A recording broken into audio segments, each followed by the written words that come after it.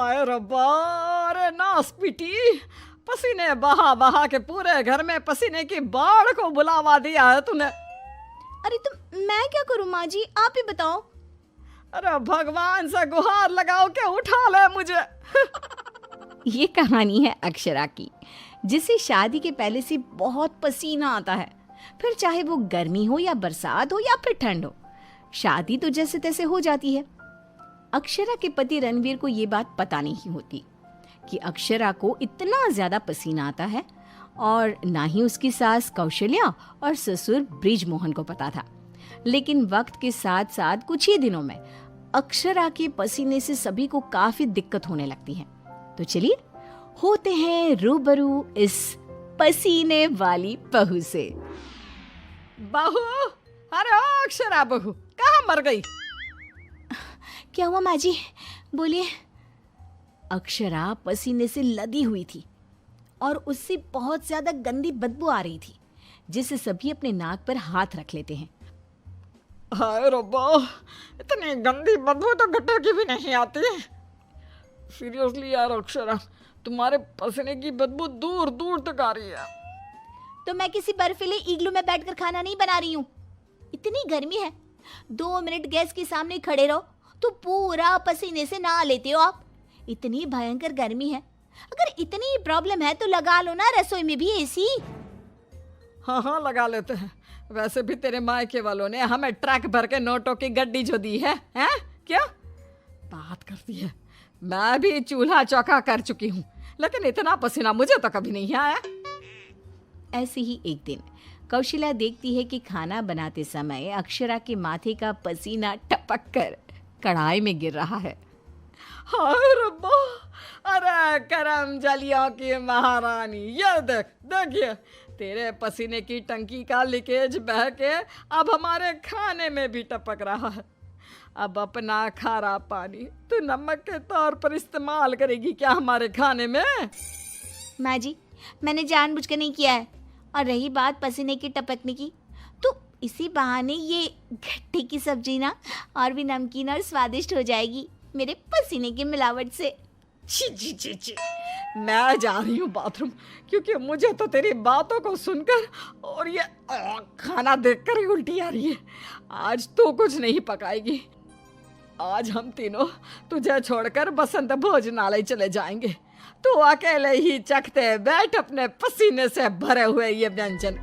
अगले दिन जब रणवीर दफ्तर से घर आता है, तभी वो अपने कमरे में अक्षरा से कहता है, अक्षरा, कल बॉस की वाइफ का बर्थडे है, इसलिए उन्होंने हमें खास न्योता दिया है, तो तुम और मैं कल पार्टी में जाएंगे।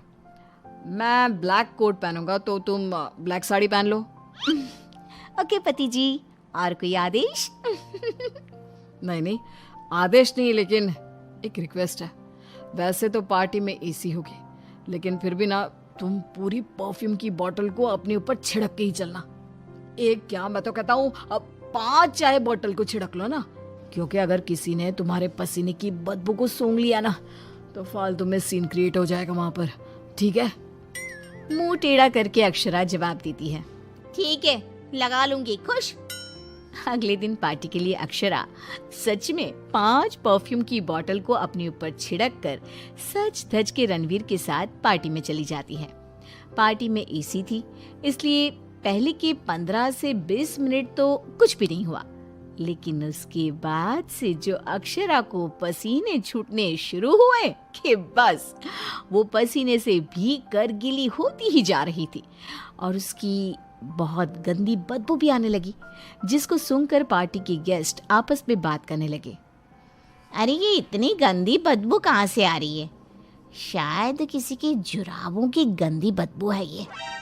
जुराबे नहीं, मामला कुछ और ही है जनाब। इतनी बड़ी 5 स्टार पार्टी में पता नहीं कहाँ से घुस गया कोई गटर का कीड़ा। तभी रणवीर अक्षरा को धीरे से कहता है, तुम्हें कहो तो ना परफ्यूम, पाउडर और साबुन से 10 बार नहाना। लेकिन तुम्हें तो पता है ना कि मुझे पसीने छूटते ही हैं, चाहे कितना भी कुछ भी कर लूं। और उनकी ये बात बगल में खड़ी एक बूढ़ी औरत सुन लेती है और वो बवाल मचा देती है। अरे बाप रे, ये गंदी महक तो यहाँ से आ रही है। रणवीर की बीवी से देखो तो पूरे कपड़े भीग गए इसके पसीने से।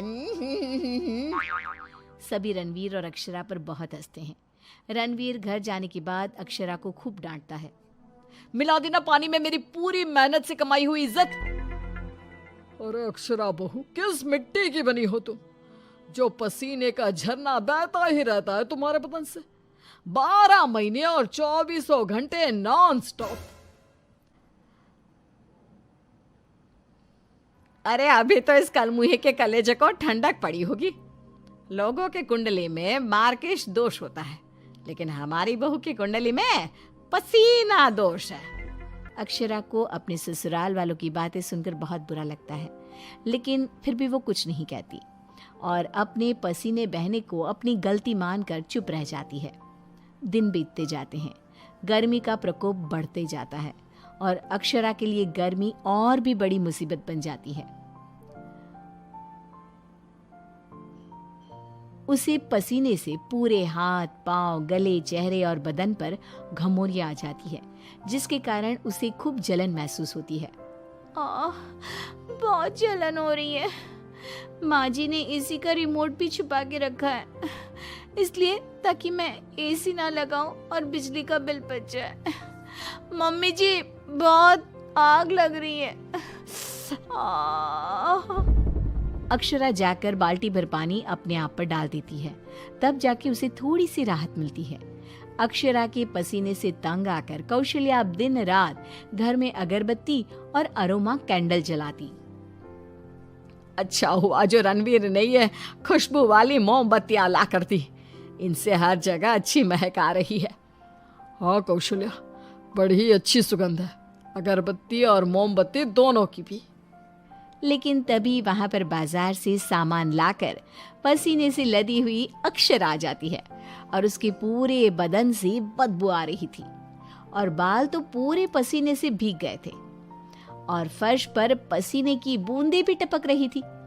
और ये बदबू इतनी तेज होती है कि मोमबत्ती और अगरबत्ती की महक को फेल कर देती है।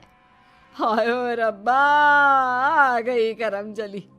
इसके बदन के पसीने ने तो इतनी महंगी सुगंध वाली मोमबत्ती और अगरबत्ती के खुशबू के दांत भी इकट्ठे कर दिए। बाहर इतनी भीषण गर्मी है मम्मी जी, ऐसा लग रहा है मानो हम किसी ओवन में बंद हो गए हो और केक की तरह बेक हो रहे हो। उफ। दिन ब दिन अक्षरा का पसीना दुश्वार कर देता है सबका जीना। कभी वो सोते समय पूरे बेड के साथ साथ साइड में रखे हुए रणवीर की इम्पोर्टेंट फाइल्स को अपने पसीने से भिगा देती, तो कभी वो गर्मी से अपने बालों में हुए जुओं को गलती से खाने में मिला देती। हाय रब्बा, आज तो हद ही हो गई, खाने में जुए। अक्षरा बस बहुत हुआ, अब और नहीं। अब तुम सीधा अपना बैग पैक करो और अपने मायके शिफ्ट हो जाओ।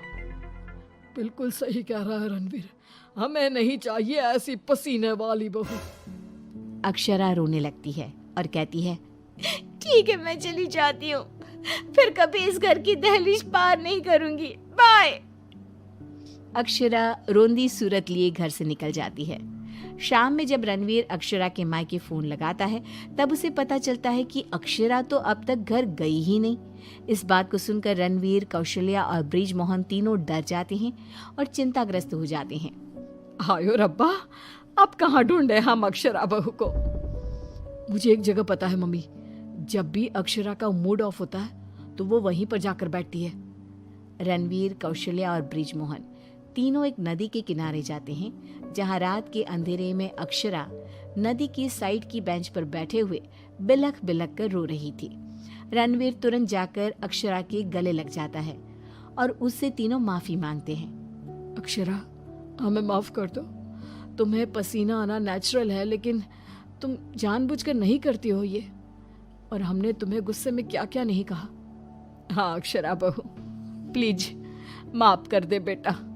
तेरे इस पसीने को ना मैं यूं मिनटों में चुटकी बजाकर आयुर्वेदिक और घरेलू उपायों से भगा दूंगी, तू देखना बेटा। हाँ, और अगर उससे भी ना होए तो मेरे पहचान में मेरा एक डॉक्टर दोस्त है, तुम्हारे इस पसीने की तकलीफ का हम सब मिलकर डट कर सामना करेंगे।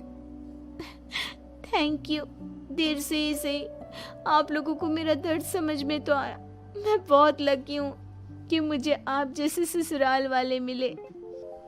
इस तरह ससुराल वाले आयुर्वेदिक उपायों से अक्षरा के पसीने की तकलीफ को मिटा देते हैं और अब उसे मामूली पसीना ही आता है और वो एक सुखी और चैन भरी जिंदगी बिताने लगती है।